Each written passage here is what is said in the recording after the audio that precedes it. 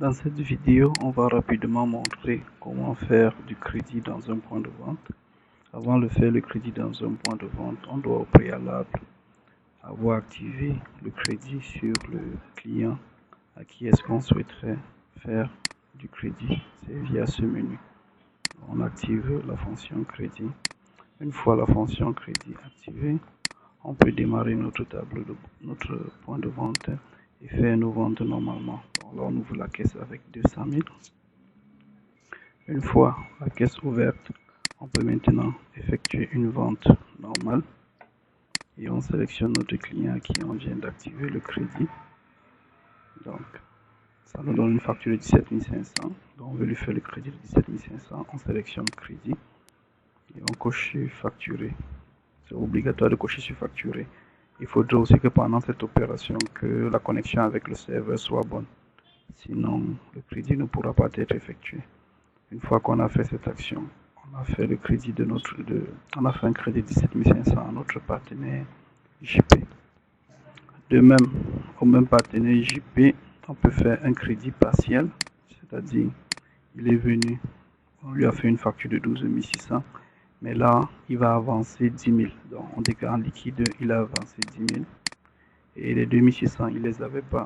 On met ça, ça fait que on a 10 000 qu'on a payé en liquide et 2 600 qu'on a payé en crédit. On active ça et c'est bon. Ça nous permet de faire dans le crédit. Si on passe sur la fiche de notre client JP, si on interroge son solde, via ce menu, on peut passer par aéré ou bien par poste ouvert.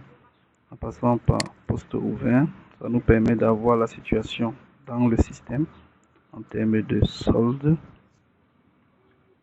On clique simplement sur voir et ça va nous afficher le solde de notre JP avec les deux transactions, celle de 17 500. Comme on peut le voir là, ce n'est pas actualisé puisqu'il y a 10 000 qu'il a payé. Donc si je ferme la caisse, pour que les écritures de liquidité puissent passer et que ça puisse impacter sa balance, puisque tant que la caisse n'est pas fermée, les écritures comptables n'ont pas encore été passées. Donc il faut fermer la caisse pour que les écritures comptables passent et afin que le solde du client puisse être mis à jour.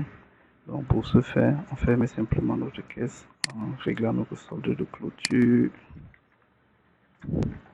Lorsqu'on règle le solde de clôture, déjà on peut remarquer que en liquide, nous avons eu les 10 000 qu'il nous a donné et nous avons eu 10 100 francs qui est le crédit qui a été fait pour le compte de la journée.